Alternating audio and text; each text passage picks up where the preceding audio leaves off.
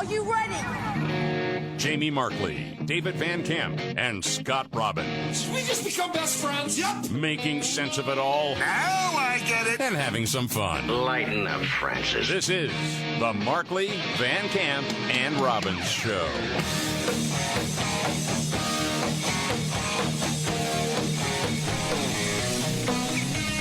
All right, let's do it. The Markley, Van Camp, and Robbins Show. Jamie Markley, David Van Camp, Scott Robbins. A lot going on. Going to be a whole lot about Trump and the indictment today, but let's start here with the Grassmaster. Well, it's kind of amazing. This is not a joke. CNN had exclusive video of Donald Trump eating dinner at his house. Wow. Whoa, ahead of him going to court. Only on CNN. This is a big story. I know the current president is accused of taking bribes, and apparently there's audio evidence of this arrangement being made, but don't worry about that. Trump has eaten overdone steak. Well, I was just going to say, has it been confirmed what he was eating? Because I put $5 on Cornish hen. I don't know how. The closest I ever became to the closest I ever got to being a Hillary voter was when I learned that Donald Trump likes his steak well done with ketchup. In some ways, you haven't forgiven him for that. I really that was the real insurrection. Okay. Yes. David, sorry, sir. You don't like that. Anyway, this is a big development. Apparently, the Ukrainian official who bribed Joe Biden when Joe was vice president kept tapes of phone conversations between himself, Joe Biden, and Hunter Biden. Senator Chuck Grassley, the Grassman, or the Grassmaster. Is that what you called him? The Grassmaster. Yeah. It says there are 17 total calls, according to the FBI's record on that Form FD 1023. Here's him explaining it from the Senate floor. According to the 1023, the foreign national possesses 15 audio recordings of phone calls between him and Hunter Biden. According to the 1023, the foreign national possesses 2 audio recordings of phone calls between him and then Vice President Joe Biden. These recordings were allegedly kept as a sort of insurance policy for the foreign national in case that he got into a tight spot. Oh. Yeah, it really happened. I've got the tape to prove it. Yeah. With the sitting vice president talking about Burisma, getting some of the deals done with the United States. It's going to cost $5 million to Joe and $5 million to Hunter. But we're going to put it through so many different channels, it's going to take you all 10 years to figure it out. That's the word. No curiosity as far as legacy media goes on this story. Well, no. Can't we just hear the tape? Wouldn't that just cut to the chase? Well, see, here's where you get into the nitty-gritty.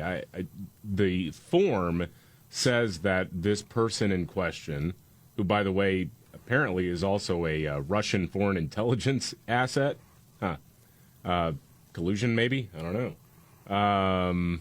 But apparently that person is alleged to have the tapes. The FBI does not have the tapes, though. Okay. Got it. But this person does. Well, and then if you remember what this whole story is about, then, is Burisma wanted this business in the United States. Ukraine had an investigator that was all over Burisma. And they certainly didn't want this investigator involved. And they wanted a little help getting that investigator fired. And Biden bragged about getting him fired. Yeah.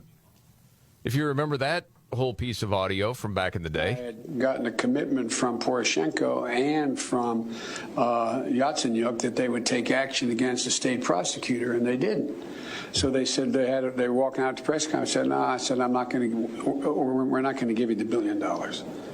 They said, you have no authority. You're not the president. The president said. I said, call him. I said, I'm telling you, you're not getting the $1 billion. I said, you're not getting the $1 billion. I'm going to be leaving here. And I think it was, 6 hours? I said, I'm leaving in 6 hours. If the prosecutor's not fired, you're not getting the money. Oh, son of a bitch. Got fired. Burisma happy. Burisma starts writing checks through channels. Remember years ago when all of this was coming out, and there was the talk about the quid pro quo that happened there. Yes. Because this is why Donald Trump was impeached, for trying to expose this. Correct. That's why he was impeached the first time. Mm-hmm. And there were actually high-minded writers at the New York Times and Washington Post who said actually firing that prosecutor made it more likely that corruption with Burisma would be exposed. They actually tried to sell that crap. Yes, they did. I remember. It's amazing, man. But they're playing cover for each other. That's part of the game. So you have that going on. And again, it's amazing. Amazing, but not surprising that it's not covered by ABC, NBC, whatever. And another story not covered. And before I get into this, I'll just frame it this way. If you polled Americans and said, hey, there's a huge report out there that says the Chinese military was actually in that Wuhan lab helping develop a bioweapon, and that was part of the COVID leak. Would you want to know more about that? I don't know. Yeah. What do you think? There's some people in the United States, no, I don't care about it anymore. Yeah, people want to know about that. Are you kidding? It affected everyone's life. Yeah. As far as legacy media, no need to pay attention to this story. You brought this up yesterday. It was the Sunday Times in the UK. Yeah. The bombshell investigation reporting that the virus was indeed created at the Wuhan Institute of Virology in collaboration with the Chinese military. And that some of that funding came from, well, you, United States citizen, because it was gain-of-function research that we pay for. Wow. The Sunday Times reviewed hundreds of documents, including previously confidential reports, internal memos, scientific papers, and email correspondence from the 3 years prior to the pandemic. The outlet also interviewed the U.S. State Department investigators, including experts on China, emerging pandemic threats, and biowarfare, who conducted the first significant U.S. inquiry into the origins of the outbreak. And then again, so what's the conclusion from the UK Sunday Times? Need to have a tribunal. I guess that's not news here. You know, it isn't news here. It isn't. I know. No, it isn't. Well, one of the frustrating things, if you look at the context of global conflict that's going on right now, Western nations banded together against Russia after Russia invaded Ukraine because, well, we have to protect democracy or whatever. Really, they're protecting their investments, but they say, okay, we got to protect, Russian aggression and Western Europe as well because it could wind up leaking over into Western Europe from Ukraine if Russia is allowed to just steamroll Ukraine. All of that. They sacrificed a lot. We have spent billions and billions of dollars supporting this war. The West, or at least Western European nations, have suffered record high energy prices because of sanctions. Yep. They have sacrificed a lot in the name of protecting democracy in one of the most corrupt nations in the world. Correct. China is responsible for unleashing a pandemic and trying to cover it up, but unleashing this virus that created a global pandemic, took millions of lives, shut down every economy in the world, and we're just not going to do anything about it? Correct. We've known it for a while. Ukraine is more important than the millions of people who have died around the world because of China's negligence and malfeasance? Okay, interesting. Yes. Well, they're not making our leaders rich. China is. Right. That's so cynical. You have a better theory on that one, Of course Scotty? not, no. No, it's disgusting. Yeah. But more on that a little bit later. Meanwhile, we got a dude flashing his fake boobs at the White House. That's a controversy. Oh, my gosh. Did you see? Yeah, I mean, who didn't see this, right? I really wish that conservative pundits would stop putting this in my Twitter timeline. I don't want to see this dude's fake boobs. I really don't. But if you hadn't seen him the first time, would you have believed it? I would have happily taken somebody's word for it. So Joe Biden had the big gay pride celebration at the White House, met with a bunch of weirdo trans activists, including a group that took off their clothes on the White House lawn. Mm-hmm. There's one woman who thinks she's a man who showed off her scars from her breast removal. Again, I'd rather not see that. And a dude whipping out his fake boobs that are, glued to his chest. This is on the White House lawn. The dude whose name... they're not really glued, though. That's like a whole, augmentation process, isn't it? Right, I guess, yeah. Okay, just to make sure. Anyway, if you haven't seen the picture, I want you to have it clear in your mind. Yeah. So this dude seemed very surprised that anyone would have a problem with this, saying he was taking part in the Free the Nipple movement or something. What? I fully support the movement in freeing the nipple, because why is my chest now deemed inappropriate or illegal when I show it off? However, before coming out as trans, it was not. All you're doing is affirming that I am a woman. All you're doing is saying that trans women are women, because for some reason, people like to sexualize. Yes, David? Well, women are more than just boobs, you misogynist. No doubt. Yeah. I mean, what the heck? That's part of it. I'm going to have a serious argument with that person. You can't. Oh, they think That's a this is cartoon the character gotcha right moment there. right here. That's not even a real thing. I mean, that's like you got a central casting. What, this voice? Yeah. And the whole thing. Say they're just playing a part? Is that what you're getting at? Like created in a lab or something. I mean, or I think the boobs were actually AI generated or some weirdness. Yeah. Yeah, okay. Here's the rest of the clip. Women's bodies and say that they are inappropriate. I had zero intention of trying to be vulgar or be profane in any way. Yeah, I was simply living in joy, living my truth and existing in my body. Okay, there's not your truth. There's the truth. Okay, just stop with the nonsense. Okay? That's why at several beaches across the country, yes, guys can go topless and women can't. And some people pitch a fit about this year after year. Not fair. Okay, it's just the way it is. Okay, the bodies are different. Now, just because you're a dude that had C cups put in doesn't mean that you get to go bearing nip all over the place. Kook. Well, get him some help, would you? It's weird. I mean, the guy has sex toys stapled to his chest, and, like, we're supposed to say, see, that makes him a woman. That's crazy. It is crazy. Something else that you had we should get to real quick. There is a deep fake of Biden reading a banned book. Oh, I love this. So the White House, of course, has joined with far-left liberals to make sure that grade school children have access to obviously inappropriate and frequently pornographic material. So Jim Treacher, the same guy who did the, I know we get requests for it all the time, the DeSantis deep fake. Yes. He used AI to mimic Joe Biden reading from one of these essential books. That This is a great idea. Yeah. I have thought this a million times. Yes. If there's nothing wrong with these books. Then Job, sit down with the kids, gather them around, and stutter your way through. And this is what it would sound like. Perhaps the most important skill you will master as a gay or bi man is the timeless classic, the hand job. The good news is you can practice on yourself. The bad news is each guy has become very used to his own way of getting himself off. Oh, my God! Learning how to find a partner's personal style can take ages, but it can be very rewarding when you do.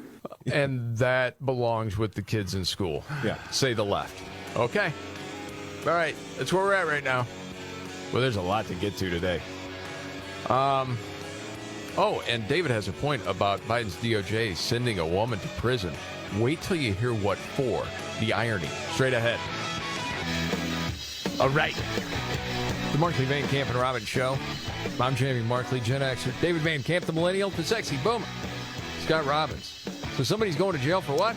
Yeah, well, remember the story of the 6-year-old in Virginia who got a hold of his mom's gun and then shot his teacher? Yes. Terrible story. The mom is named Deja Taylor. She is facing multiple state-level charges in Virginia for child endangerment, I believe, things like that, which I think is very appropriate. You left an unsecured firearm within reach of your troubled kid. Can't happen. Yeah, you can't do that. You don't get whoopsies with that stuff. But she did also face a federal charge, and she just pleaded guilty to it. She'll be sentenced to anywhere from 18 months to 2 years in prison later this year. Now, you ask, what was the crime that the DOJ brought? She lied about drug use on her background check when purchasing the firearm. Oh. She said she wasn't using marijuana, but apparently she was, meaning that Biden's DOJ is sending a woman to prison for as many as 2 years for the exact same crime the president's son admittedly committed. And they haven't charged him with anything, but the black lady is definitely going to prison for smoking weed. Well, that sounds racist. Well, yeah. And I've made the point before, gun laws in general are racist. They're designed to keep black people from owning firearms.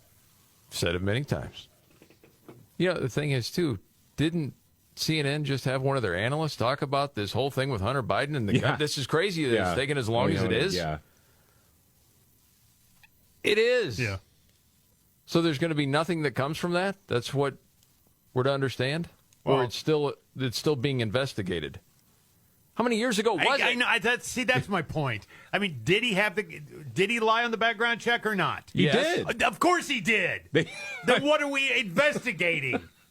I don't understand any of this. Ellie Honig is the guy that you're talking about, legal analyst on CNN, who said this is like a 5-day investigation, not a 5-year investigation. Yes. For the background check thing, not even really 5 days. I mean, that's like, no, okay, we have evidence that you lied on the background check form. They do this to regular people all the time. And again, I'm not sitting here saying that the mom in this case should not face criminal charges. I think she absolutely should.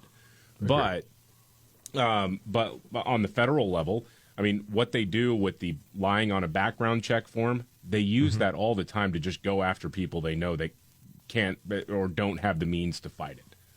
And that's what they've done this time. But it's pretty easy to find Hunter Biden, I would think. So where's Hunter? Where the hell are you, Hunter? True. It is true. Oh, on a lighter note, did you guys hear Pat Sajak is retiring from Wheel of Fortune? Really? Yeah. Okay, closest 2 wins. How old is Pat Sajak? Oh, boy. 71. I'm going to say 80. 76. Van Camp wins again. I didn't know he was that old. Wow. 41st season. He said it's been a wonderful ride, and I'll have more to say in the coming months. Many thanks to you all. If nothing else, it'll keep the clickbait sites busy. That's true. I suppose so. I remember one time they were trying to say, did he mean to be R-rated with what he said? And I was thinking, I don't think so. She wants a D, and she's going to get one. Okay. A Democrat? Maybe. And I thought, who's going to replace him? And then I thought, I know the perfect person that could replace him. Mm-hmm. Scott Robbins. His reaction to some of the guesses, things like that. What the does that mean? Just little things like that. Yeah. They do. They're trying to get it. You're going to want to get it. I don't give a Just little things like that I think would be really good for Wheel of Fortune. Proud of that. Don't get it, whatever. Yes. Then in the end. Are you kidding me? After a bad guess, are you kidding me? Yeah. That'd be so great. All right. News on Ron DeSantis you want to hear straight ahead. All right. The Markley, Van Camp, and Robbins Show. Jamie Markley, David Van Camp, Scott Robbins. All eyes on Miami. Oh, yes. What are we going to find out today? Probably nothing. I mean, it's just a basic court proceeding. If the arraignment happens, if Trump can find a couple more lawyers who can practice in the Southern District of Florida, this is a pretty stock thing. He's surrendering to authorities, technically will be under arrest, and then he'll go. Seems like there's going to be a lot of protesters out there. Yeah, there were a few already, some pro-Trump, some anti-Trump. I just wonder who has the free time on a random Tuesday to go outside of a courthouse. But no, my money's on more anti-Trump in terms of free time. Well, you have a lot of retired people in Florida. Mm-hmm. And you certainly would have the time. A few folks who probably don't work. There's that. Well, and especially, as far as the left goes, I'm always wondering to myself, how many of these people are being paid? Oh, you never know. You don't know. Where'd they come from? Yes. Yeah. So we shall see. Just nobody get hot. Nobody get hot. Mm-hmm. There's this big brawl that takes place. Oh, there'll be stuff yelled back and forth. I would guess there's going to be a skirmish or two if you had to bet, wouldn't you? Yeah. But I don't think it's going to be anything too crazy. But you never can tell. No, you can't. Not with this. You don't know. I saw this piece okay, I'll ask you this question. I'll lead you in. You may not even go where I think you're going to go. But when you're talking to different people about, okay, who they want to be the Republican nominee, when people say it's got to be Trump, what's one of the reasons they say it has to be Trump? Sort of because he's a known quantity, you know what you're going to get. And the biggest argument is that obviously, the federal government, the deep state, whatever you want to call it, is afraid of him. The establishment is afraid of him, which is why they're going after him so vigorously. Yes, I've heard the same thing. Well, the reason I would say that is he's going to gut the system. Yes. And people are scrambling for their jobs and livelihoods and status and all those things. I think DeSantis' camp has heard this enough. And I don't know if you happen to see this at Real Clear Politics. It was an exclusive. The DeSantis plan to wage war on weaponized DOJ. Okay. And it details it. I'm for it. It's developing a day one strategy to earn what conservatives see as the weaponization of the justice system.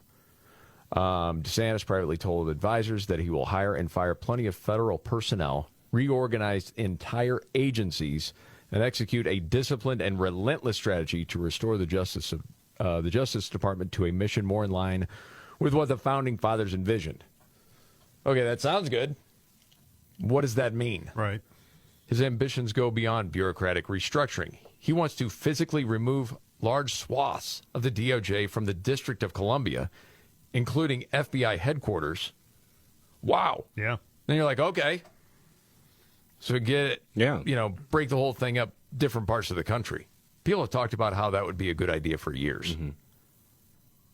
So apparently DeSantis said during a private strategy session over the weekend, and I'm guessing this was leaked on purpose, saying we're not going to let all this power accumulate in Washington. We're going to break up these agencies. Well, I think that sounds good to a lot of people. In order that some of the problematic components of the DOJ be uprooted, reorganized, and promptly shipped to other parts of the country. Heard that before. Do you think it's ever really going to happen? No matter who's president. I have no idea. I mean, it would take a lot because they are going to fight this. People are going to fight it. Tooth and nail. But, at least reading something like that I think a lot of people have in mind, if it's not going to be Trump, it's probably going to be DeSantis. And then the question is, what happens with this deep state? Because we all know it's real now over the last several years. Something's got to be done. So at least it seems like there's some sort of plan in place. Yeah. Now, I could be seeing that and getting some sort of hope like a naive fool, because that certainly happened before. Right. But you want to have some hope in the situation. Right. It doesn't matter. Joe Biden's going to be reelected. Yeah. I mean, I think that's one of those things that if you keep saying it, you don't let your expectations get too high so that you're disappointed. Yeah. I understand that. But on this day in June of 2023, I will be willing to put as much as $10 down as we bet often that Biden will not be reelected. I would take it with the caveat that no blood if he doesn't make it for one reason or another. No. You just said he's going to be reelected. No, if he is available to stand for reelection. You didn't say that. Okay, well that's what I would bet on. But you just said he's going to be president again. So I said he's going to be reelected, and he's going to be reelected. Okay, is that if he actually is standing for reelection still? All right. So no money here. No money. Oh gosh, I thought I was going to get one there. Anyway, okay, we got to move on to other things because it's that time of the show. May not be the biggest story out there, but it certainly caught your attention. You wanted to bring it up today, David. What's your story? I think this is a fascinating story. Actually, an update to a story we talked about years ago. Remember in 2015, there was a company that was started that was called Zoom, Z-U-M-E, not the online meeting thing, but Z-U-M-E. And the whole idea was you had a bunch of tech bros in Silicon Valley who were going to get together and they were going to fully automate the pizza making and delivery process, where robots would make the pizza, cook the pizza, deliver the pizza, all in one automated truck, essentially. Well, that business is closed now because it didn't work out. And I was reading some of the details of this, and I missed some of it. One of the problems was that while the trucks were moving, the cheese kept flying off of the pizza. So That's a problem. They couldn't actually keep the cheese on the pizza, so nobody wanted this crappy pizza. This thing raised almost $500 million from a bunch of investors who were like, yeah, man, this is going to work. Honestly, I could see where they would have invested the money. Because it sounds like it would, right? Yeah. But the cheese is flying off. Right. Yeah, because the whole idea is that, again, it would cook inside the truck, and then you would be able to get a quicker delivery because you just station a few trucks around a town, and somebody says, hey, I'm going to order a Zoom pizza, and boom, it would arrive at your doorstep. Problem is, just picturing in my mind one of these big investors put a lot of money into it because they were sold this great idea, and someone's trying to tell them one of the problems they're facing: the cheese is flying off the pizza. What are you talking about? The cheese is flying off the pizza. You didn't think this through? I put all this money into this? Well, see, we hit a lot of potholes, sir. Some industrious kid at a science fair project needs to put something together to make this work. Cheese glue is what they need. Exactly. All right, Scott, what's your story? My story is the NCAA is very frustrated right now. They are very frustrated. They said the best looking, not best playing athletes, particularly in the world of female athletics, are getting millions of dollars for endorsement. They call it their hot girl problem. Yeah. And the question is, should attractive people be allowed to make more than unattractive people? And if so, should those earnings be divided up equally? All I can say is, welcome to Reality Table for Two. This is the way the world turns and has for millions of years. Are they talking about the lady, the girl from LSU? I forget what even sport she's in. I just remember she was blown up because of her Instagram. Yeah. Making a ton of money. So is Paige. What's her name, right? I don't know, Paige. The golfer, the golf lady? That's not golf. I mean, that's not college. No, I know. She's out of college. But she's making a bunch of money, too. Oh, yeah. She's not exactly on top of the world. Yeah, but I mean, as far as college athletes monetizing, I mean, so now you're going to be specific on how they can monetize? Yeah. And if you share it with somebody, does that mean they're less attractive? And how does that make them feel? No doubt. This is insanity. Well, it's all, but dude, that's the way things work. Of course it is. It always has. Yes. Jeez. We're going to put a stop to that. Well, you can't. The only endorsement, you have to have ones that are equal to their sporting ability as well. No, I don't. Oh, no, I don't know. I'm going to join this group. Endorsements for Uggos. If elected, this equity will be met. Reminds me of a conversation I was having the other day, but I don't have time to get into this right now because I got into my story. Yeah. And part of this, for my story, is I'm defending you, Scott. Oh, thank you. I don't know if you see, boomers get ripped on quite a bit from younger generations. Sure. Okay. And as a Gen Xer, I understand a good portion of it, as we've talked about on the show before. Some of it maybe goes a little overboard. Yeah. Okay. Now, this was from BuzzFeed. Okay. So take it as the source. Yeah, I will. People were talking about boomerisms. You tell me if this is true or not, because I'm losing my voice. Yeah, I can tell that. Boomers love calling salads rabbit food. I don't know about that. I've always heard that from like a gym bro thing, where they talked about it being rabbit food instead of you got to have protein, man. You got to have meat. Okay, man, I'd love to go with you on that, but Robbins has called my food I bring in sometimes rabbit food. Well, it is rabbit food. I'm sure I have. Yeah, it is. Generally speaking, it is. Well, if you would stop having your lunch in the form of pellets, then maybe he would stop calling it rabbit food. It's just carrots. Yeah, well, it's not that often. It's carrots. Some people eat carrots and hummus, that sort of stuff. Is that bad? Yes. Okay. Boomers hate the plastic bag ban. I think a lot of people do, don't they? Yeah. A lot of people are kind of annoyed by it. Yeah. I don't know if that's a boomer thing or not, but go ahead. Boomers hate it when you rely on GPS.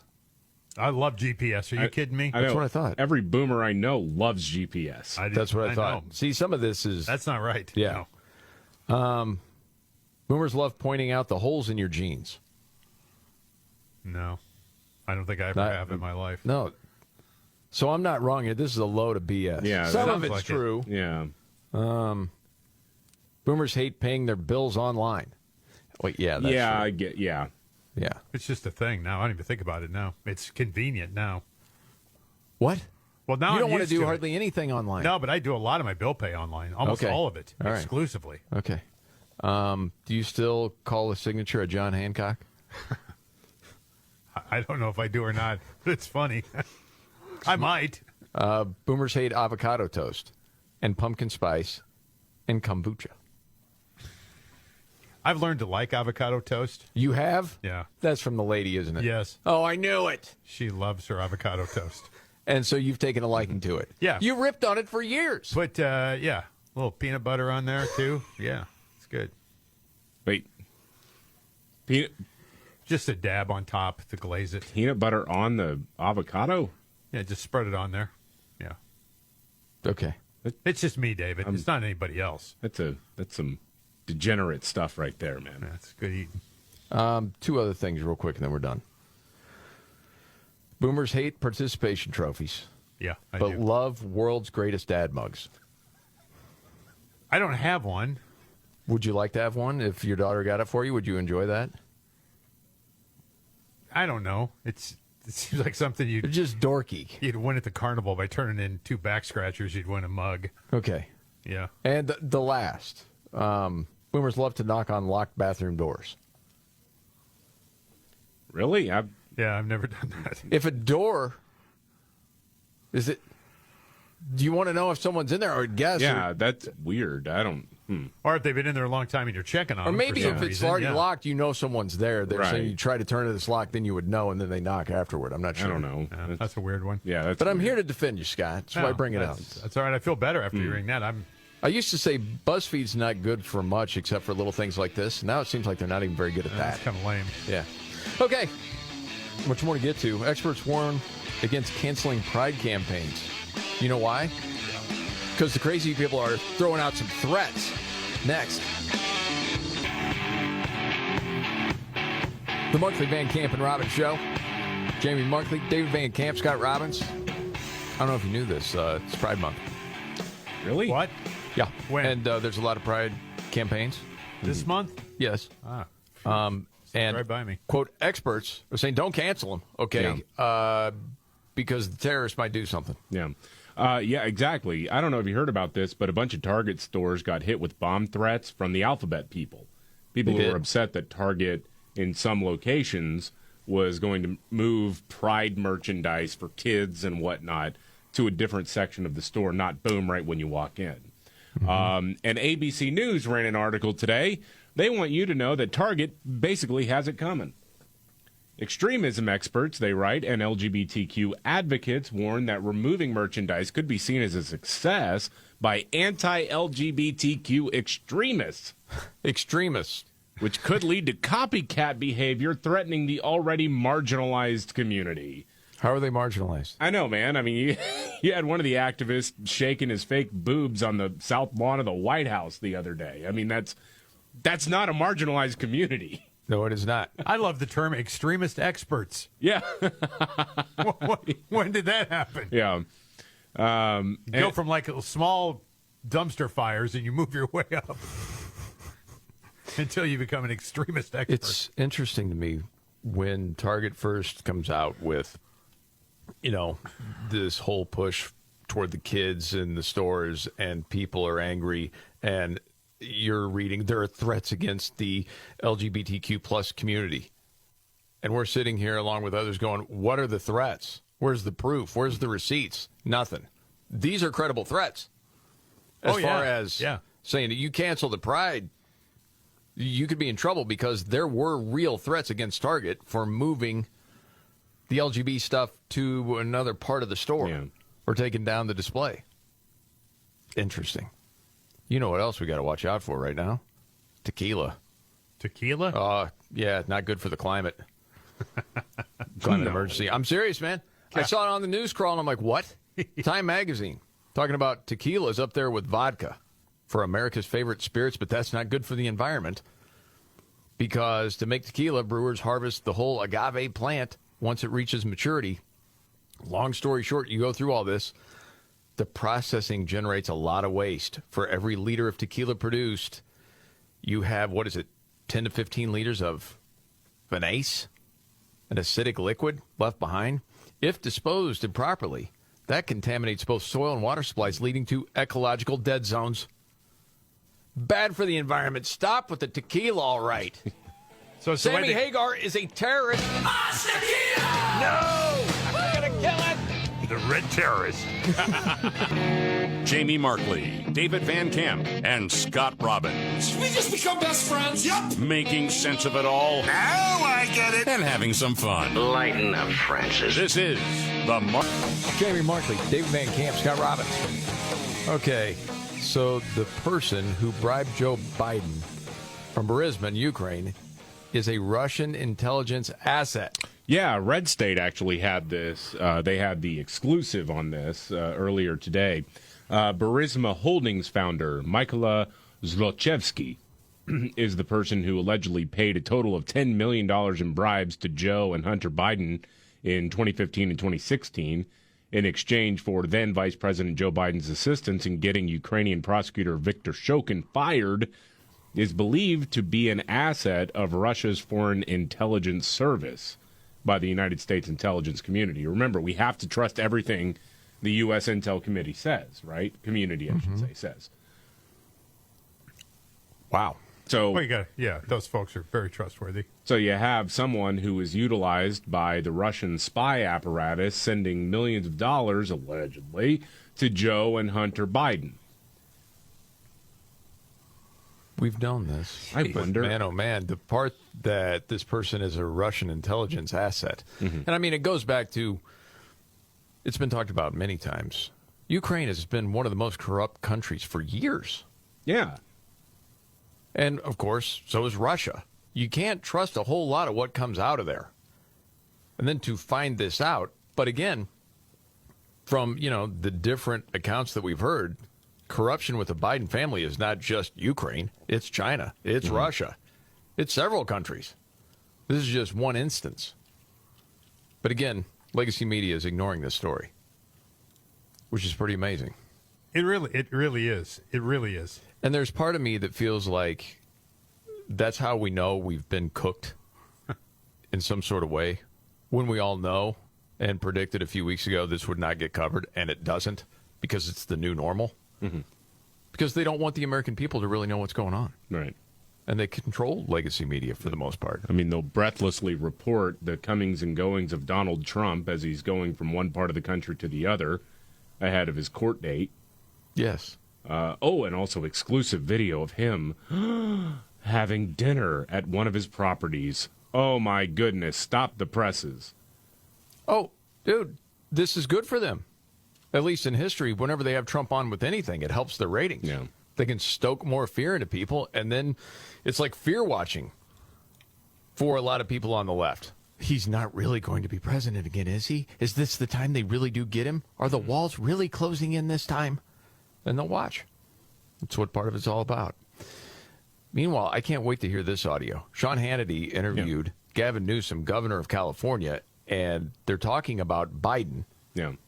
And him not knowing where he is. He's shaking hands with ghosts. Yeah. He gets tripped up all the time.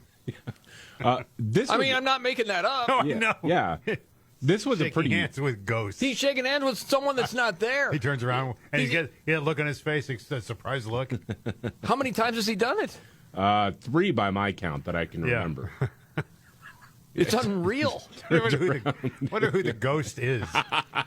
If it's consistently the same one, I don't know. I mean, there's part of me just one time for comedy's sake, he put his hand out there just to try to cover, then put his hand up and put it right by, like he's fixing his hair on the side. What they need to do, because the framing of the camera is usually so tight, what the White House needs to do is they need to have a designated handshaker. And it's just like a prosthetic arm that they can just slide into the frame anytime he turns around to shake hands with a ghost. Get Chubbs from Happy Gilmore out there. Hey. Right. and then, I don't know, one day, April Fools or something, they send it out, and it's just a pool cue with the Hamburger Helper mascot on it. That would be fun. Like a good neighbor. So Hannity actually plays clips of this for Gavin Newsom. Yeah, he asked the governor if President Biden was fit for office, but before answering, he said, "Gavin, I want you to look at I want you to look at the monitor just to your left, and I want you to watch this little montage of Joe Biden's recent struggles to form sentences." Roll it. By the way, I met with who are those guys that fly over shortly? And we cheer for Muslim athletes like Kareem Abdul-Jabbar. Oh. He said, "You're too much like that guy who led the revolution."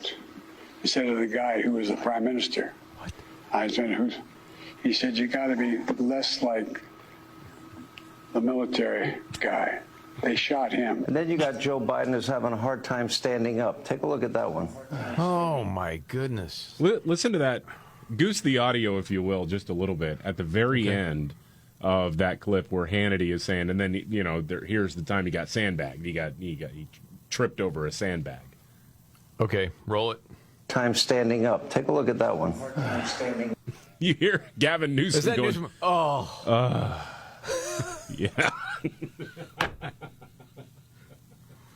So that's so great, man.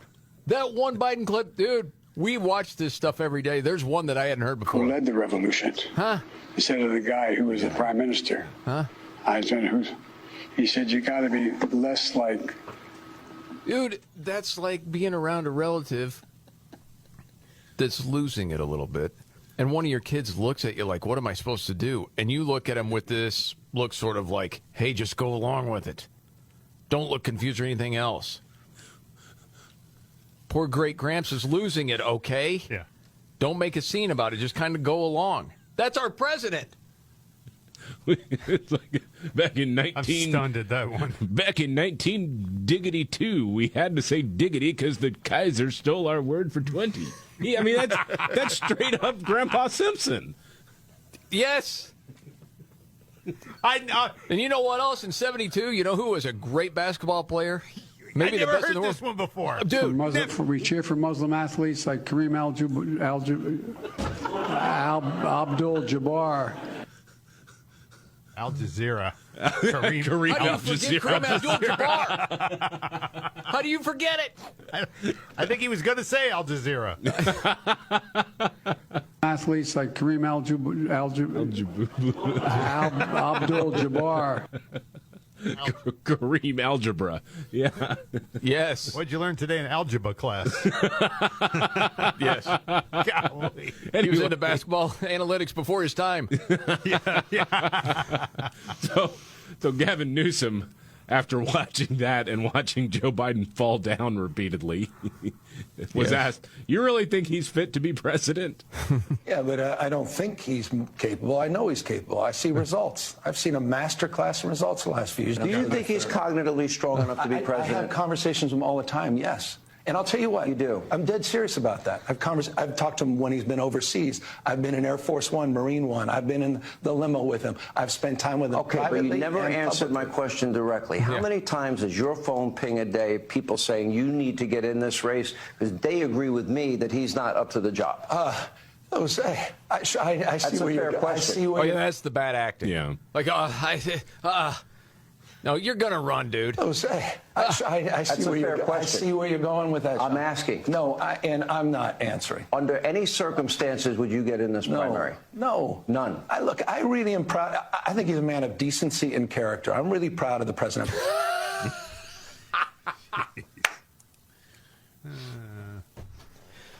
That's describing someone that's declining. Yeah. Decency and character. He just lost his marbles. He's no longer there. Oh, my goodness. That general. Yeah, you know the guy. Whatever. Okay. Holy smokes, man. Yeah, that's something. Okay, moving on.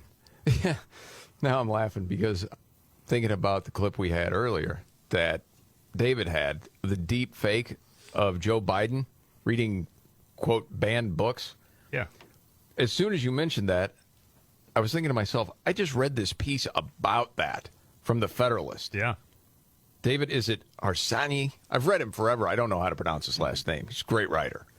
And he brought up the point, if banned books are harmless, Joe Biden should read them to kids. Gather around and grab the media. Put them all there. Make sure we can see it. Yes, because we keep hearing banned books. Yeah. Kids need for education. Read them out loud, Joe. Okay. In the piece, David writes, Joe Biden will host a Pride Month event for families with LGBT kids on the White House lawn this Thursday. Another event. Mm-hmm. It's during this event that he'll appoint a banned book czar whose job it will be to try to compel local communities to stock their libraries with race-obsessed pseudo-histories and books depicting oral sex, rape, violence, and gender dysphoria. Banned book czar. Yes. It can only happen here. And he writes, if that sounds like an unfair description, there's an easy way for the president to debunk his critics. He could read selected outtakes from some of these innocuous books to the prepubescent kids who show up to the event. Even better, he could do it on TV. Oh, absolutely, it should be on TV. Yeah. After all, the White House said book banning erodes our democracy, removes vital resources for student learning, and can contribute to stigma and isolation. That's bad. Yeah, have DeSantis bring them all in and stack them up. All the ones that were booted from those libraries for K through 3. Well, and he suggests starting with Lawn Boy, which describes 10-year-old boys performing oral sex on each other. Oh, it's got nothing to do with the tractor, huh? No. David, can you explain who PEN is, P-E-N? It's a left-wing group that has been it's kind of funny, and I know it kind of gets deep in the weeds, but they compile lists of things that have been banned, even though no one is actually banning books. Taking a book out of a public school library or moving it from one shelf to the other is not a ban on books. If you want to buy the book, you can still go buy the book. But there's only a finite amount of space. And anyway, a lot of times on their list of banned books are books that actually weren't even removed from libraries. It was like somebody talked about moving it from the library. They're liars. That's part of it. Yes, they are liars. But this is one of those books. The School Library Journal praises Lawn Boy as an exploration of race, sexual identity, and the crushing weight of American capitalism. This is like a parody or something. It is, yes. The other suggestion is that First Lady Jill Biden, who you may not have heard earned a doctorate in education, she's a doctor, I knew that, should recite these words for the kids. What if I told you I touched another guy's... Can't say that word on the radio. I was just 10 years old, but it's true. I put Doug Gobble's in my... No. Yes. That's from the book Lawn Boy. Which was available. Yes. Okay. And some school districts said, hey, we're not going to have this in our school. And then you have these other people saying, this is a vital resource for children. What? And then they mentioned the book Gender Queer. You quoted it before, David. It's been banned in some places, at least in some school districts, saying, no, we're not going to have that in the school. And it goes on to describe the book in ways that you actually can't say on the air here. Gosh. But it's okay in school, I guess. So I thought that was a great idea. And then you had that deep fake of Joe Biden actually reading from banned books. Yeah. Which sounded, well, something like this. Perhaps the most important skill you will master as a gay or bi man is the timeless classic, the job. The good news is you can practice on yourself. Okay, that's enough for now, but it gives you the idea. Nazis banning book. Rah! The thing about that deep fake, I mean, it's okay. It's not as good as some of the others. Oh, the DeSantis one's the top. Well, if he would have said, screamed up, then it would have been better. All right, news update then. The Markley, Van Camp, and Robbins Show. Jamie Markley, Dave Van Camp, Scott Robbins. We'll get to... We can't well, get to that. It's a true news story. It's in some ways hilarious, in some ways sad as all get out. We'll get to that in a second. Story on Border Patrol, David. Yeah. So the Biden administration rolled out this phone app to help people get into the country more easily. You can make an appointment online, and then you show up. I'm here. I'm claiming asylum. They say, okay, see you in court in like 4 years. Yeah. That's how this works. Well, they Welcome actually... to America. Yeah. In one section of the border in South Texas, between Laredo on the U.S. side and Nuevo Laredo on the Mexican side, they are no longer using that app because Mexican authorities and cartel members, I mean, it's almost one and the same in a lot of instances, are using the data on that app to extort people. So what they're doing is they're saying, hey, I know you've got an appointment at this time on this day. Well, if you want us to give you your paperwork, you're going to have to pay us. And a lot of times it's not much by at least U.S. standards. I mean, one of the people who was a victim of this, it was like $47. But for a lot of these folks, that's more than they have on them, in cash at least. At least that's what they say, although at the same time I'm wondering, how do you have an iPhone then? Great question. You don't have $47, but you've got the unlimited plan on your iPhone? That doesn't seem to make a whole lot of sense to me, but I don't know. I've never been through that.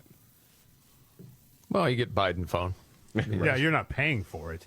Yeah. That certainly always helps. Well, somebody's got to fix this problem, and I got a good idea who could do it. Freedom! Kamala. She knows the borders are. Put her on it. Because the border's secure, I know it is. There's no reason for anybody to even go down there. Of course not. There's nothing else to do. All right, news story that's out there. This from Johns Hopkins. Yeah. Okay. Johns Hopkins has an LGBTQ glossary. This has caught some attention because they define a lesbian as a non-man attracted to non-men. But they define a gay man as a man who is emotionally, romantically, sexually, affectionately, or relationally attracted to other men. So a lesbian is not a woman. Yeah. So ladies, by the way, there's a new term to describe you. You're no longer a woman. I am very pleased to announce you're no longer a front hole haver, as has been suggested in the past. One, yeah. Yes. You are now a non-man. I am non-man, hear me roar. Man, I feel like a non-man. Non-man. Non-man. Okay. American non-man. Have you seen any of the response to this online? Women are pissed. Oh, I'm and sure that they should be. It's like, oh, really? They're erasing you. They're scrubbing you. A lesbian is a non-man attracted to non-men. Well, it's said too many times, what is a woman, but what is a man? Yeah, right. This is at peak insanity. Yeah, scent of a non-man. And what is that scent? This is the Markley, Van Camp, and Robbins show. Sorry, don't know. I'm here to ask questions. I want to learn. Remember the John Lennon hit, Non-Man? Of course I do.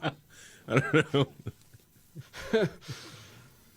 All American non-man. Yes, exactly. Over and over and over. Oh, gosh. Okay. Are they going to change this? Did they recognize we can't do this? We can't just call women non-men. Holy smokes. All right, biggest story of the day, David. To me, I think it's that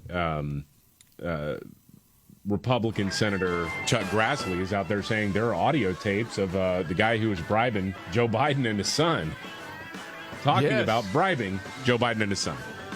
More on Joe bribing next. The Markley, Van Camp, and Robbins show. I'm Jamie Markley, Gen Xer. David Van Camp, the Millennial, the sexy boomer. Scott Robbins. Okay, so we lied about the Chinese spy base. Why did we do that? Oh, to save America or something like that. Okay. So last week the news broke that China was building a beefed-up spy base in Cuba to intercept communications here in the U.S. The Biden administration initially said that wasn't true and then came out a couple days later and said, okay, yeah, actually they've been setting it up for a few years now. Spokesman John Kirby was asked why they didn't just confirm it to begin with. Easy question. Yes, Mr. Kirby? I'm actually really glad you asked that question. I can tell you that we were... I'll tell you what, for someone that's really happy you asked the question, I seem completely unprepared to freaking answer it. I thought the same thing, exactly. Of course. As forthcoming as we should have been at the time the first stories appeared. There is the sensitive nature of this information is such that we just simply couldn't go into more detail, even before the first story appeared, to try to better inform that reporting. That's how sensitive this stuff is. We just couldn't be more detailed. That makes zero sense. No. I'm looking at you, David. I'm looking at you, Scott. No, Help me. It doesn't really make any sense whatsoever. What he's really saying is, how can we try to pin this on the Trump administration? That's what they were buying time for. Because it really doesn't make sense that, 2 days prior you would say, no, that's not true at all. And then suddenly come out and say, actually, it is true. And they say, well, they actually started constructing it in 2019. And that's really what it was. The whole idea is to just figure out a way to blame the previous guy because, again, Joe Biden is president bystander. He is not responsible for anything bad happening in the world. And I don't know that, obviously, the U.S. can't force China to not build some sort of spy operation on the island of Cuba. They can't. There's nothing you can do outside of, like, full-scale war or something, but I don't think anybody's asking for that. But start to talk about policy, sanctions, things like that. I mean, threats. And the Chinese probably won't really care too much. But, but at the end of the day, what really matters is what are we doing back at China? And considering we let the Chinese give us a rectal exam with that spy balloon, nobody has any confidence that the Biden administration is really willing to take this threat all that seriously. Dude, it keeps happening. By air, by sea, balloon, whatever. And then this. And, I'm actually really glad you asked that question. No, you're not. Except I'm not. No, I have no answer for it. If you're glad someone answered, right. If you're glad someone asked a question, then certainly you have some sort of snappy answer to come back with, right? You've opened the door of something I've been wanting to tell you. I can't wait to tell you. No. Except I'm not going to say anything. Nope. No, that's a load, which is John Kirby. Okay, then we have some other liars. The Washington Post, that's par for the course. What are they lying about here? Well, they had this story about how someone is sending in bomb threats to Target stores all over the place. The headline reads as such, and this is how media lies all the time. Target stores see more bomb threats over Pride merchandise. Now, technically, you can say that's accurate. Because, yes, actually it is over Pride merchandise, and someone is sending in bomb threats. What's the implication of that headline, though? Well, it's the right-wing terrorists. Right. It's people who are mad about Pride merchandise being prominently featured in Target stores across the nation. No, the actual story is that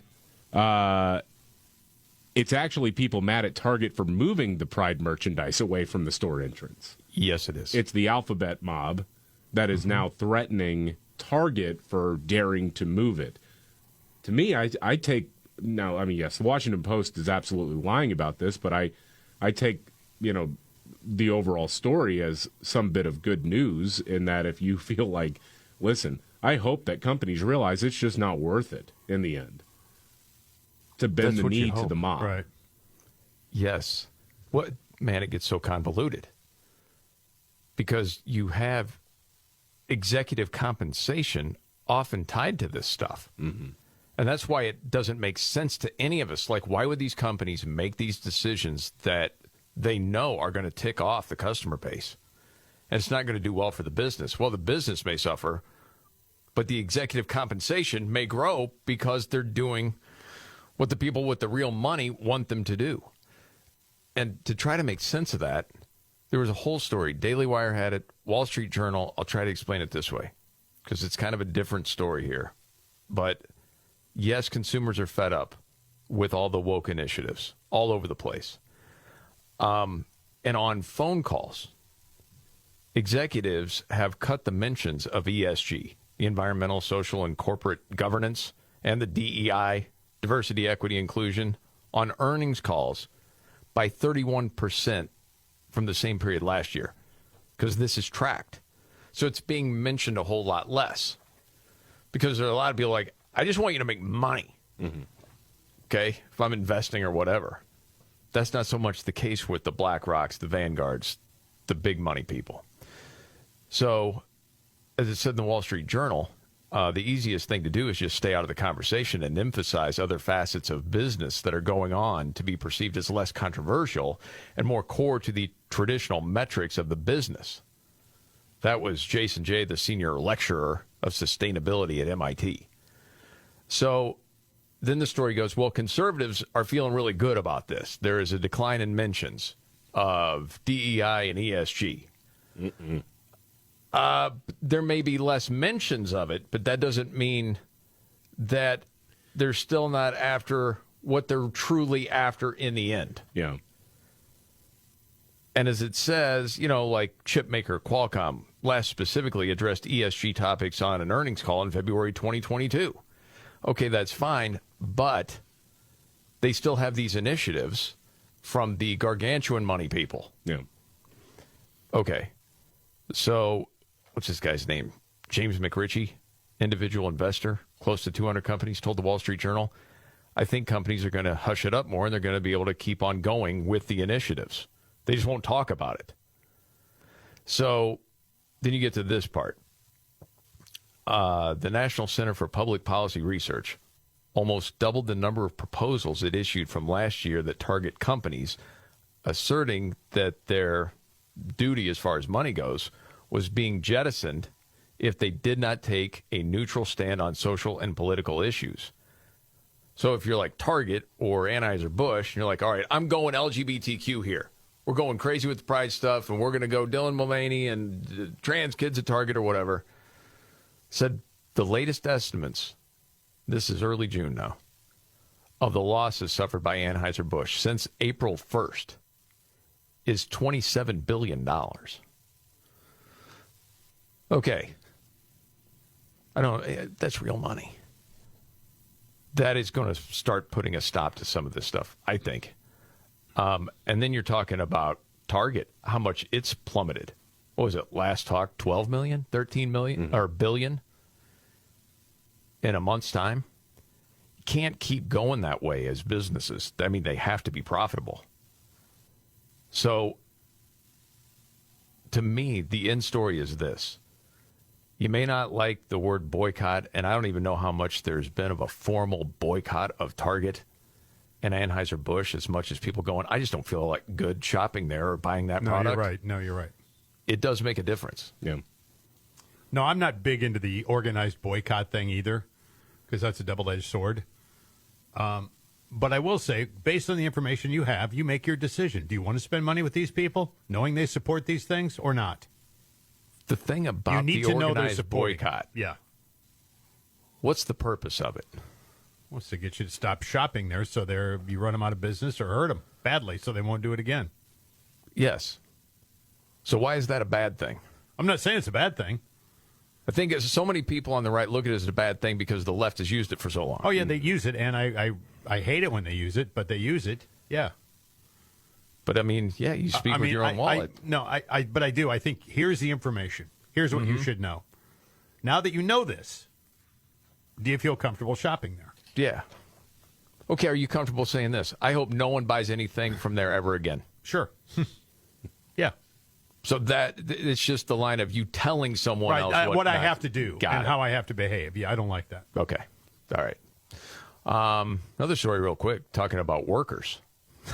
I just wanted to get reaction here. This was a Wall Street Journal story. The title was, first it was quiet quitting. Now workers are facing off with their bosses. Awesome. Employee frustrations impact productivity and worker retention. This is a Gallup poll. And there are a lot of workers that are not too happy right now with their employers. And they're sort of checking out. So the chief workplace scientist at Gallup said after this report, employers are just not as in touch with employees. Saying, 2020, you had employers holding the hands of employees going, we're going to get through this. It's going to be okay. Got to work from home, that sort of thing for the foreseeable future. We're going to get through this. And now you've got more and more employers saying, hey, we're going to have you back at work here. Got to have this. And employees are frustrated. Hey, you seem to care about us for a while. You're not so much anymore.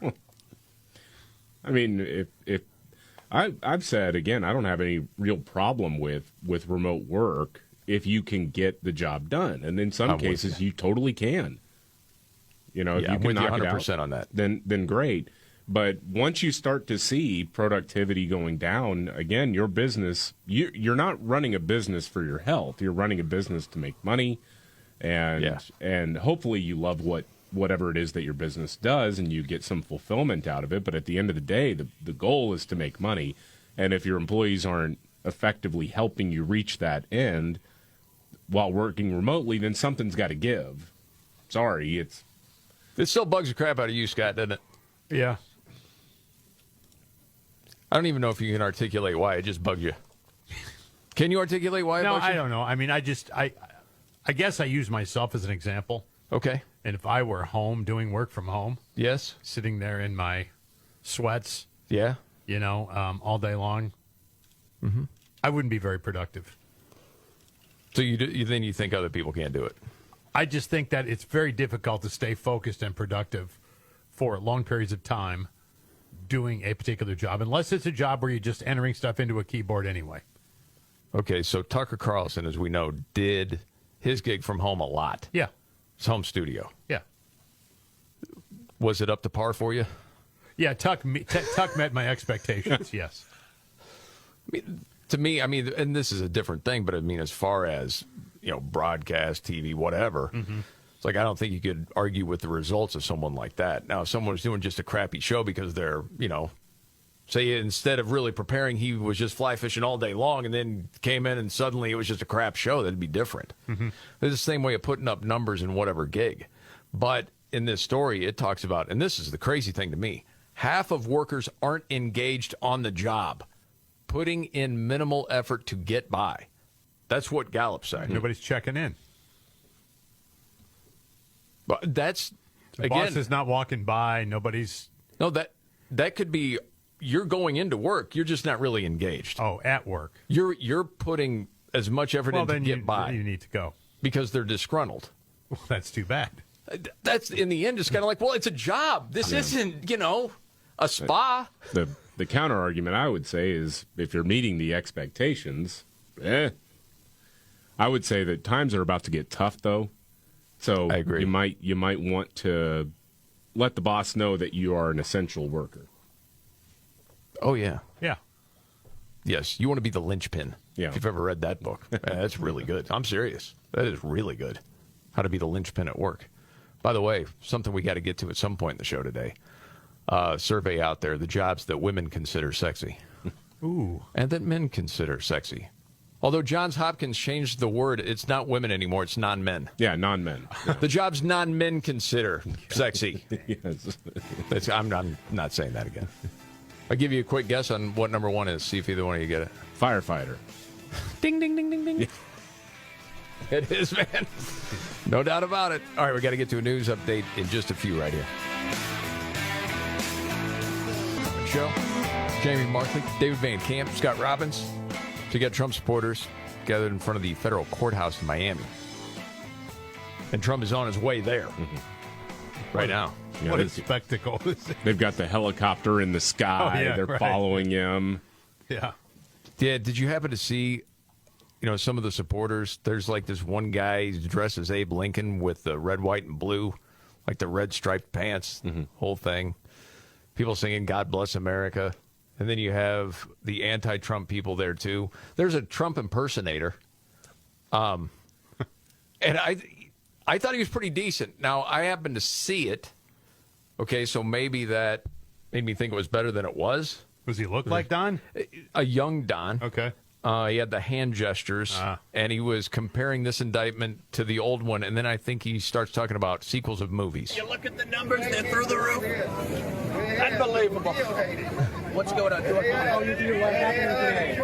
It's such a disgrace. We call it indictment number 2. We think it's going to surpass number 1 in terms of numbers. You look at sequel. A lot of times the sequel not as good as the first, right? You look at Lion King 2. It's like, what the hell is that? We'll bring back Lion King 1, but...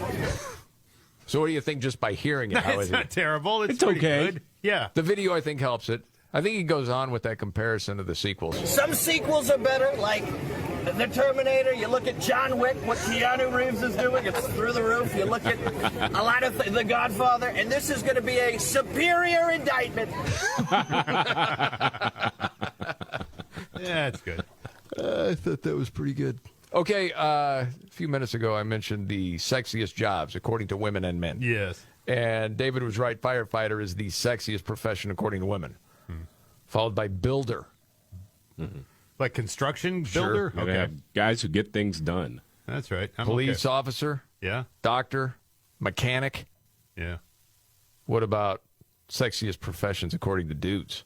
Got a guess? Nurse. That's second. Anything else? Hot for teacher. Teacher's fourth. Flight attendant, number one. Oh, yeah. Secretary, number three. And then actor. There you go. Maid also in there. You know what made it in the first time I can remember in the top 10 for sexiest professions according to women? Farmer at number 9. There you go, man. How about that? Pretty cool. Are you ready? Jamie Markley, David Van Camp, and Scott Robbins. We just become best friends. Yep. Making sense of it all. Now I get it. And having some fun. Lighten up, Francis. This is the Markley, Van Camp, and Robbins. So much for being here. I'm Jamie Markley. That's David Van Camp. There's Scott Robbins. Okay, news is breaking. What's going on, David? You want the dazzling coverage of I do. Donald Trump? They got the helicopters in the sky and all this stuff looking at Donald Trump arriving at the federal courthouse in Miami for his arraignment and arrest. Bum, bum, bum. Here, the CNN had the dazzling coverage and the play-by-play in this chaotic moment. And a historical moment, by the way. But at any point now, we should see him, Jake, drive by. We can hear the sirens as they are approaching here and about to make this turn here, where law enforcement, as you can see behind me, Jake, has shut the street down, and we see some of the law enforcement here now, Jake, driving in. You could see this, and there is here is the motorcade now, Jake. And Shimon, describe the crowd as you can discern their mood and their actions. From our view, thousands of miles away, it looks like a relatively peaceful crowd. Second black SUV. Yeah, it is a relatively. It's been peaceful, Jake. You're right, absolutely right. It's a peaceful crowd. Well, we just saw and here you something can going see on some there. Secret Let's put the Service camera agents. there. Yeah. Okay, the police are pushing away somebody who is dressed kind of like as a cartoon prisoner with a sign that says "Lock him up," but he got on the street, I think was the issue there, and the police came and pushed him aside, although it didn't look like a... This is a big tubby guy wearing the black and white striped jumpsuit running on the anti-Trump guy. Yeah, the anti-Trump guy, yeah. Yeah. Here comes Al Roker on the Little Mermaid. And then what everybody's been waiting for, Snoopy. Yeah, right. God.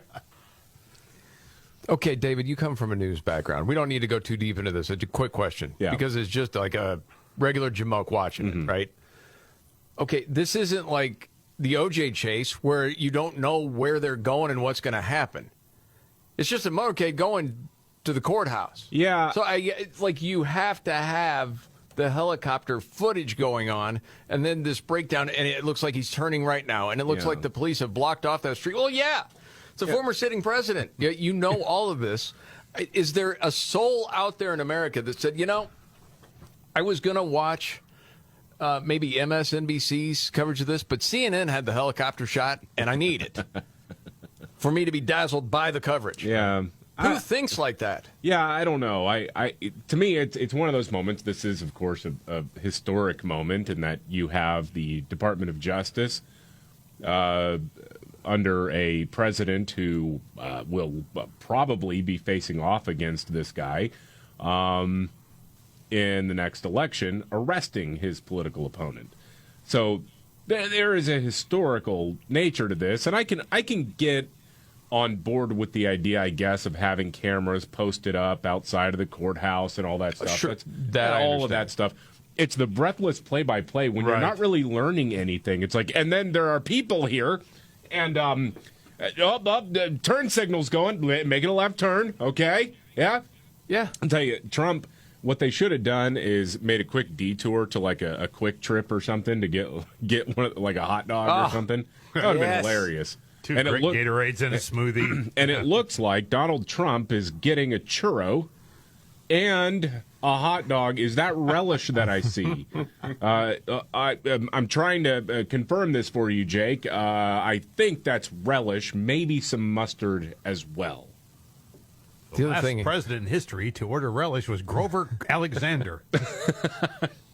The other part about it being historic, I understand that, but it doesn't feel that way as far as just regular people's reaction to it.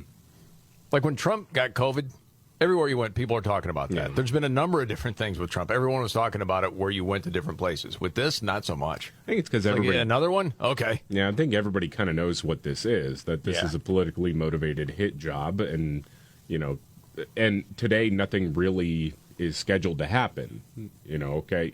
Sort of broke the seal with Manhattan where he was booked and arraigned and all of that. So, yeah, I mean, this one, it's like, okay, here's another one. Yeah. You had another piece of audio, too. Yeah. Well, meanwhile, what I think the country might actually care about if they knew about it was the news breaking last night that apparently we have, or somebody has, 17 different audio recordings of conversations between a Ukrainian energy company executive, the head of Burisma in Ukraine, organizing a financial arrangement between the then Vice President Joe Biden and his son, Hunter. Apparently, this guy has audio recordings of those deals, of the agreements that they made, and has been holding on to that for some sort of leverage against the current president now. That's a pretty big deal. That's a pretty big allegation. Yes. And whether or not it's true, we'll have to wait to see what actually comes out. Now, today, the deputy director of the FBI was testifying in front of the Senate, and Ted Cruz, Republican Senator Ted Cruz, put him on the hot seat, man. And here's part of the back and forth. Did you investigate in any way, shape, or form these allegations? Senator, once again, I'm not going to comment. So you're not going to say whether you did your job? We do our job to the very best of our ability. Well, not here. You're not answering a single question to the American people. And you may think this is esoteric. I promise you, millions of Americans are concerned. You know who isn't concerned? Not a single Senate Democrat. We're going to go through this whole hearing. Not one Democrat will ask a question about this. You know who else isn't concerned? The corporate media, who is joining with the Democrats in covering up this evidence. If Joe Biden is innocent, the evidence should be made public and demonstrate that he's innocent. But if he is not, is it true this informant who alleged that he personally took a bribe was an informant the FBI had relied upon previously in other investigations? Yes or no?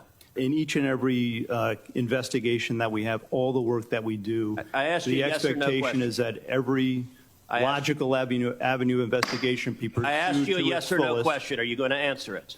Yeah, I'm answering your question. Was the informant one you had relied on previously in other investigations? Yes or no? Senator, we run down every piece of information every You're not week. answering it then. You're refusing to answer. They trusted him because they paid him $200,000. You're refusing to answer the question. And then, yeah, it just kind of goes on from there. Dude, it's infuriating. Yeah, you're better off just saying, I can't get into that. Yes. Just sticking with that. As frustrating as that can be, you're better off just saying, no, well, sorry, I can't get into that. Yeah. And I mean, we know the answer. They didn't investigate it. They've been sitting on it for years. And then informant, they had paid upwards of $200,000 because they trusted him. And now, I don't know if it's worth investigating. Come on, man. It's total corruption. Dude. It is. It's frustrating. I don't know how some of those guys do it. I think that's why Ted gets, a little excited there. I don't blame him. Yes. Very much so. Okay. Just ask and then we'll move on. David, I want your opinion of Scott and myself. Put ourselves in the position of Ted Cruz, knowing what we know and knowing these guys are lying through their teeth. Yeah.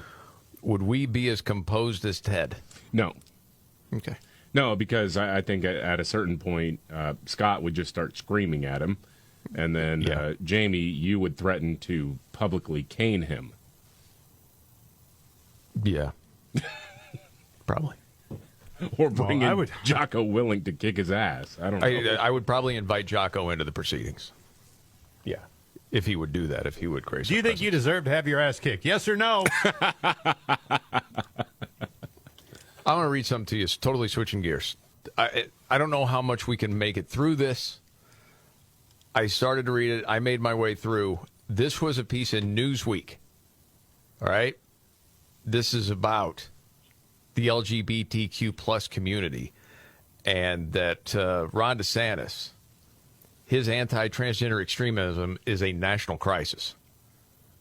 This is an opinion piece from Nadine Smith, again in Newsweek.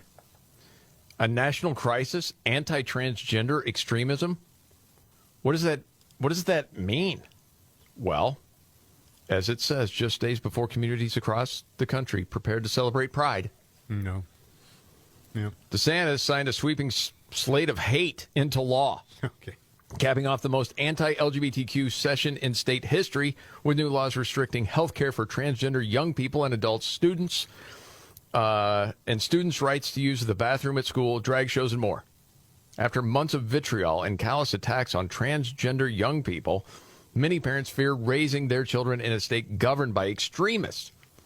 With hate and misinformation rising across the country, it's time we recognize that Florida is simply the front line in a national battle. Mm-hmm.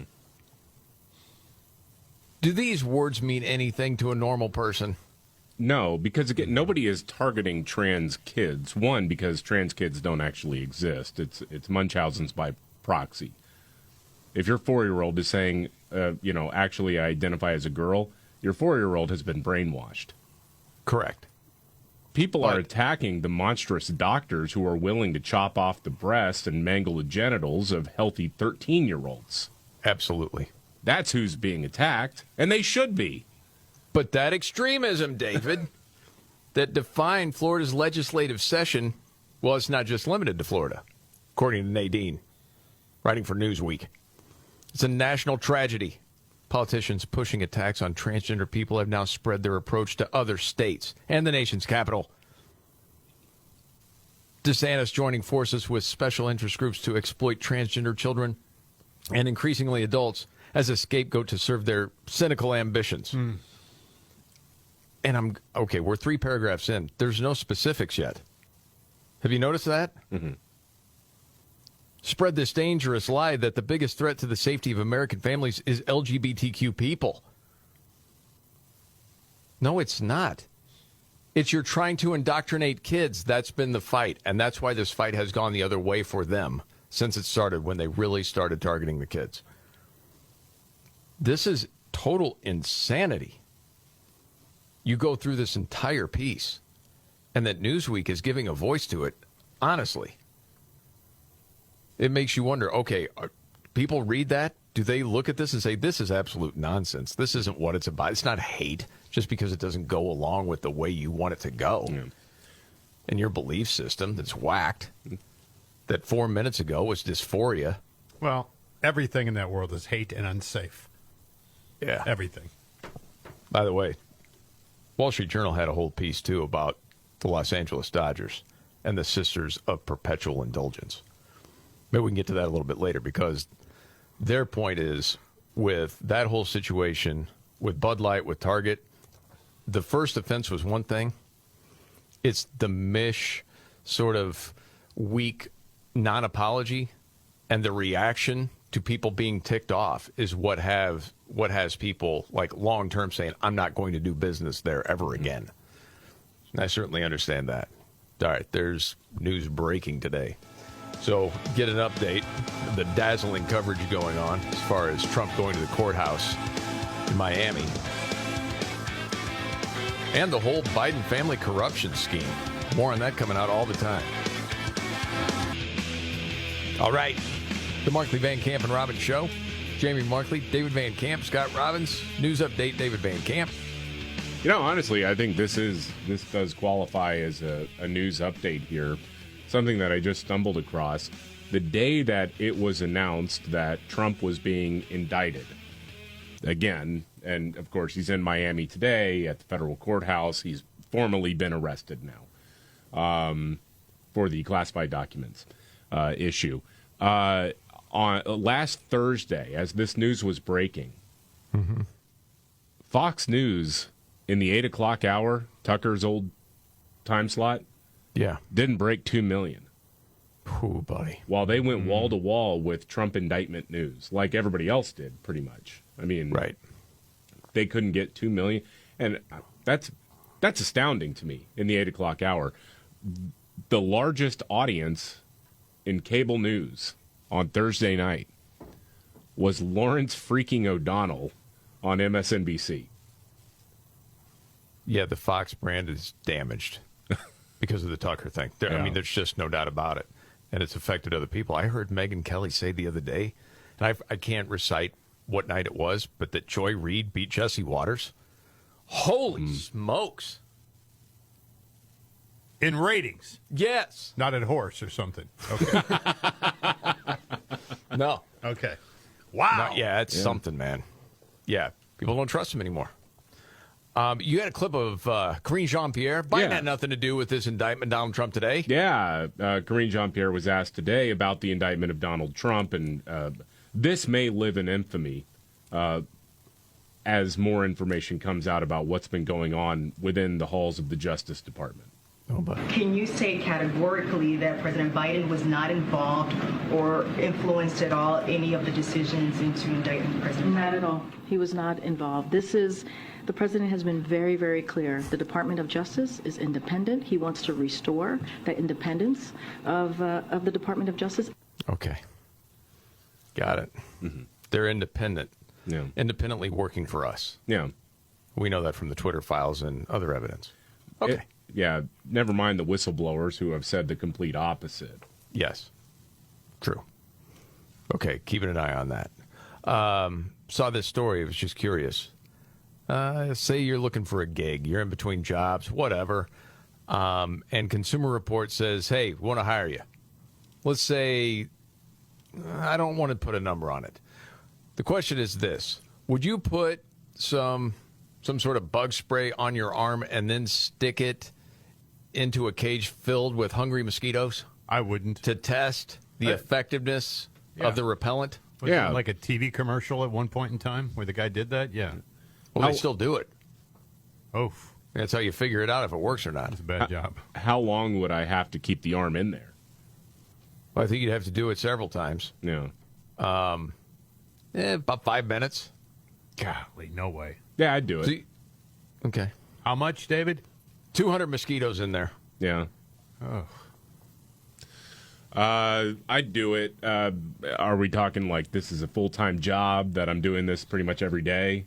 Well, let's just say this is a one-time offer. One-time thing? How much would it take? 5 minutes, 200 hungry mosquitoes. Oh, I'll do it for $5,000. I was going to say, would you do it for $100? No, I wouldn't do it for $100. 500. No. 5 minutes, $500? No. Your arm is going to look like hamburger when you get it. This is the Markley, Van Camp, and Robbins show. All right, biggest story of the day. I think I know it, David. Yeah, well, it's Donald Trump arriving at the courthouse in Miami to be arrested. He's been arrested and going through the arraignment process, and that's kind of where it is sitting right now. Looks like it's fairly well attended. Yeah. As far as protesters. Yeah. Supporters, whatever. Yeah, you got supporters and protesters out there. A lot of people with not enough to do, I guess, in the middle of the day, but okay. Yeah. I guess. I mean, if it's in your area, you're like, yeah, I'll go throw support for the president. This is a bunch of crap. I'll go out there. I don't know if I have the full suit of the American flag with the red and white striped pants, but it's a pretty solid look. All right, we'll get to another news update and the Scott Robbins trifecta next, right here. The Markley, Van Camp, and Robbins show. Jamie Markley, David Van Camp, Scott Robbins. Figured it was somewhere in this ballpark because it's breathless coverage. Yeah. Of former President Trump arrested on federal charges. Just keeping tabs. Newsbusters.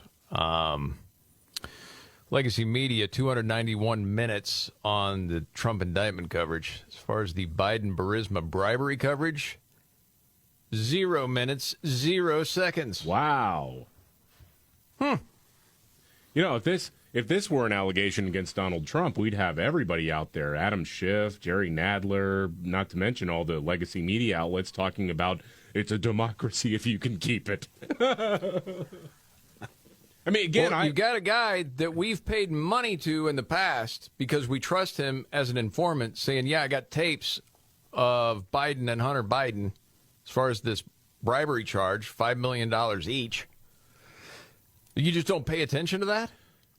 Well, no. That's a huge story. Well, no. I mean, it's not a mentally disturbed lady in California accusing him of some sort of attempted rape back when they were in high school. Oh, my gosh. Shout out to Brett Kavanaugh. No, this is how you know again. This thing is rigged, and it goes deep. And then you ask yourself the question, what is it all about? Why? Why wouldn't a news organization cover this? Because it's controlled of what they cover and what they don't cover. They don't want half the country to know what's really going on. Oh, they don't want to hurt their teammates. Yes. Yeah. And it's to destroy the country. I know that sounds like a tinfoil hat crazy person. I know. Got any other better theories? No. I don't. No. I mean, other than maybe like sometime next year, they'll come around and say, hey, you know that there's a bribery allegation against the president? I mean, I would say usually it's about a year and a half. Maybe it'll be if Biden wins re-election, then like year one, you know. Usually legacy media is about 18 months or so behind conservative media in catching on to these types of things.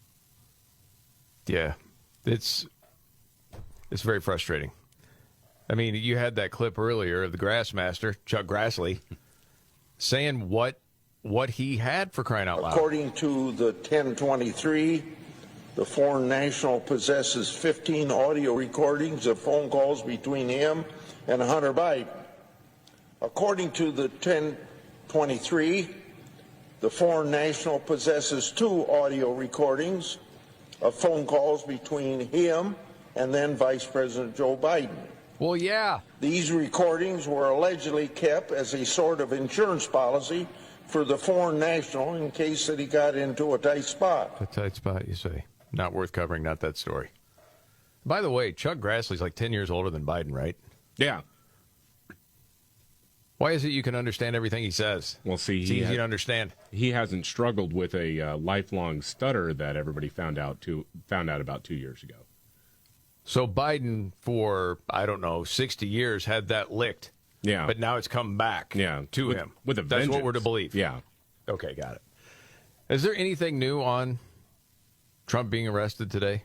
We all knew this was going to happen. Breathless coverage. Just that he has been arrested. He is going through the arraignment process. The booking process has been completed. Yeah. Do you feel like there's less attention on this one than the first one? Well, I think that's kind of the play, isn't it? It's to sort of desensitize you to the fact that Democratic forces are arresting and charging a political opponent of the president. I think so. I think that's part of what it's about. I mean, if this were happening in Venezuela, we'd be calling on the UN right now. Yes. I mean, think of this in the past. George W. Bush being arrested for something. Obama. Clinton. Oh. Well, you could kind of see that. Yeah, well, when Donald Trump, during that debate between him and Hillary all those years ago, said, you'd be in jail for the classified documents thing that she had on her private server, and Hillary Clinton and the rest of the media agreed, said, well, that's horrifying. Horrifying to think that you would arrest a political opponent. Yes. Of course we remember that. All right, more on that a little bit. Robin, you ready for your big three? Yeah, let's go, man. Okay, let's do it. Are you ready? 1, 2, buckle my shoe on. It's the 3 most important news stories of the day. I hit the trifecta. Well, at least according to Scott Robbins. It's the trifecta on the Markley, Van Camp, and Robbins Show. Right around this time every day, the Scott Robbins trifecta, his top 3 of the day. Help play his hero. I'm Casey Kasem. Hey, buddy. You okay? Yes. All right. I'm ready. 3. Headline writers at Time Magazine need to pick up a map and figure out what is and isn't within the borders of Ukraine. Here's the headline, all right? So I want to read you the headline, and then you tell me what's wrong with this headline. how Ukraine's dam collapse could become the country's Chernobyl. Chernobyl's in Ukraine. Yes, it's in Ukraine. You morons. Who wrote this headline? Who wrote this? Someone else at Time approved the headline. That's two people who still don't know where Chernobyl is. What did they do after people discovered this they put it out there? Apologize? What do they do? I guess I should be grateful they heard of Chernobyl. I don't know what's going to happen here. Wow. Yeah. Okay. I mean, it's your headline. This goes through a process, correct? Yes. I would think so. Yeah, that's a great headline. Nice job, Stan. Now, on with the countdown. The Scott Robbins trifecta. 2. Number 2, the White House condemned that dude who flashed his fake boobs on the South Lawn. Yeah, I'm a little surprised at this, but the White House has condemned trans activist Rose Montoya for going topless at the president's Pride Month event Saturday, after the video, of course, hit social media. Montoya and others featured in the video, posted by the model, will not be invited to future events, the White House said. They're uninvited. Now, this is a biological dude that identifies a woman, got fake boobs. Yeah, but I don't know. And then went topless at the thing. Yes. The behavior is inappropriate and disrespectful for any event at the White House. It's not reflective of the event that we hosted to celebrate LGBTQ plus families or the hundreds of guests who were there. Montoya, of course, is a TikTok influencer, biological male, originally posted the video from Saturday's event. It shows another unnamed transgender activist, a biological female, bearing their breast, too, on the South Lawn. Well, this person's going to be very upset because it was all about freeing the nipple, right? Yeah, that's what she said, yes. Yeah. I fully support the movement in freeing the nipple because why is my chest now deemed inappropriate or illegal when I show it off? However, before coming out as trans, it was not. All you're doing is affirming that I am a woman. Okay. All you're doing is saying that trans women are women. Is there something to do if you're a dude identifying as a woman, you have to take on that sort of accent? Because that's unique to itself, isn't it? Weird, wispy sort of... It doesn't sound like a woman. No, it sounds like a man imitating a woman. Yes, it sounds like Dylan Mulvaney imitating a woman. Or a girl. Kind of like when Bill Barr does the voice of his wife on stage, or Bill Burr, not Bill Barr. I was going to say That'd Bill be great, Barr. though. I'd love to see that. The Burr Barr tour would be awesome. Just a couple of bills. Yeah.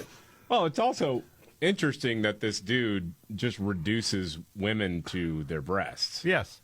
That, you're now admitting that I'm a woman because I was showing my breasts. Well, no, it's just because it's actually gross what you're doing, and also if you got does it mean every kids dude around. with moobs is now a woman? Yeah, well, I got told to get something more supportive last time I went to the pool. Hey man, that's a different thing. You got hair on those. They're real and they're spectacular. Heck yeah, they are. Furry. Yes. Say it again. Real and spectacular. Yeah. Okay. Now, on with the countdown. The Scott Robbins trifecta, top 3 of the day up to number 1. Number 1, half of a women's fishing team walked out after a man was allowed to join. Yeah, This is a British ladies fishing team. 3 members of the 6-strong squad stepped down after Becky Lee Bristwhistle Hodges, who was born male, was chosen for the Home Nation Shore Fishing Championship. They said, we're done. We quit. We're not doing this. Now, you may be thinking to yourself, and rightly so, it's fishing. What's the advantage? The sport of shore angling, which is what they do, requires competitors to battle against strong winds and currents. Now, the team's captain, who was among those who quit, said, and I quote, she would rather have a rubbish woman on her team than that guy. Last night, she was asked about her surname, which was not published. She said it was our decision to pull out of this year's Home Nations. It was difficult, especially as we should be defending our gold medal we won last year. She said male-born competitors had far more upper body strength. This is such an advantage, with the ability to cast longer distances than any woman and also to bring in fish at a quicker pace. Okay. I wouldn't have known that had you not told me that. I thought fishing, really fishing, and then I realized here's what they're doing. They're competitors, Well, there's still a thing, such, a woman's space. You just want to be with other women. Are you saying trans women aren't women? Right, exactly. Yeah. Exactly. And some people would say that's hate. Yeah. I don't know how you can have any common ground once you've established that. That's very difficult. All you can do is say, I don't hate anybody. I mean, you see this happening, and we saw it happening. What would you mention? Rugby yesterday? Oh, yeah. Rugby. Have you seen the video of that? Just plowing trans through. athlete? Yeah. It's crazy. Unbelievable. Swimming. We've had track and field. Yes. And now we've got fishing to add to it.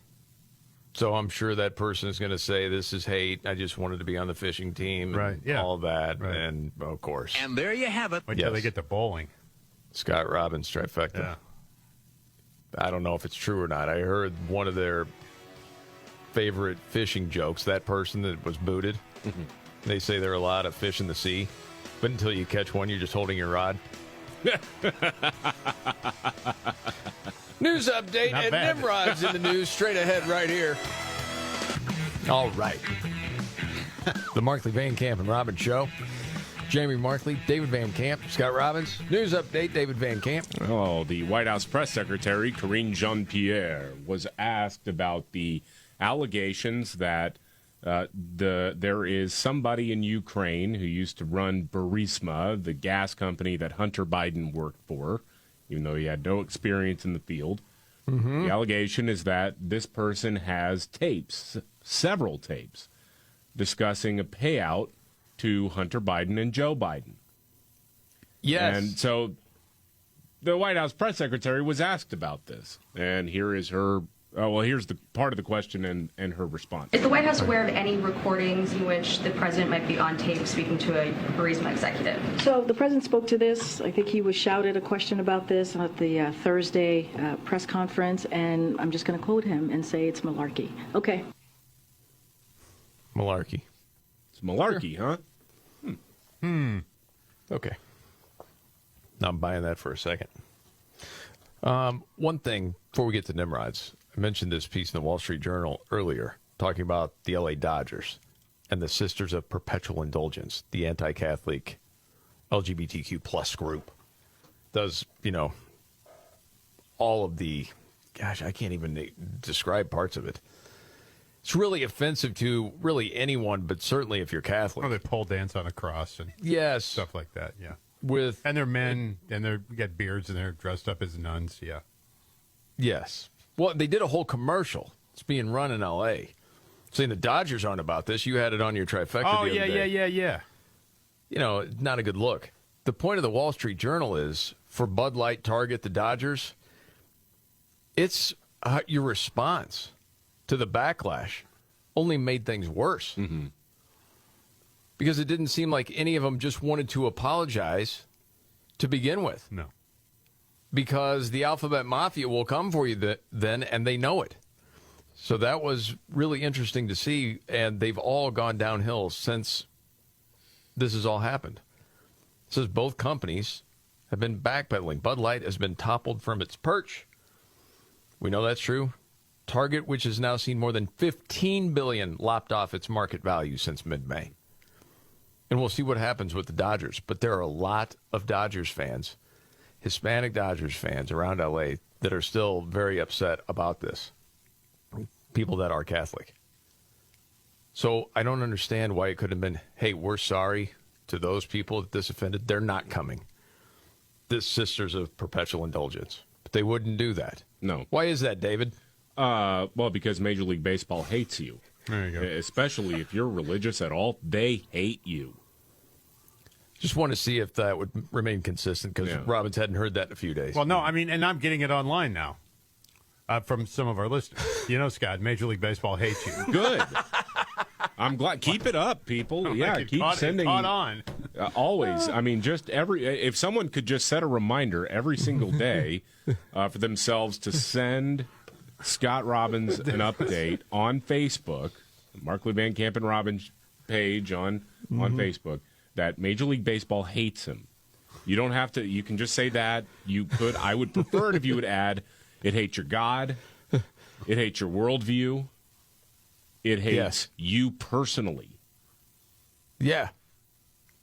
Are you tired of that message yet, Scott? I'm the one that has to deal with it. So go ahead, David. That's fine. That's fine. Here's the thing. I mean, I'm already getting it practically every day anyway. Do it every day until Scott decides to stop wearing Major League Baseball hats to work every day.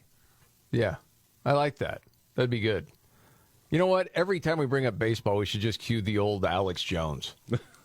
Well, it's worth it. It sounds like that. They hate you. They hate God. They hate children. And damn them they all. Pretty much. All right, we got to get the Nimrods. It's my favorite. When the going gets tough, Damn it, this is too hard. the dumb get dumber. All right, Dan.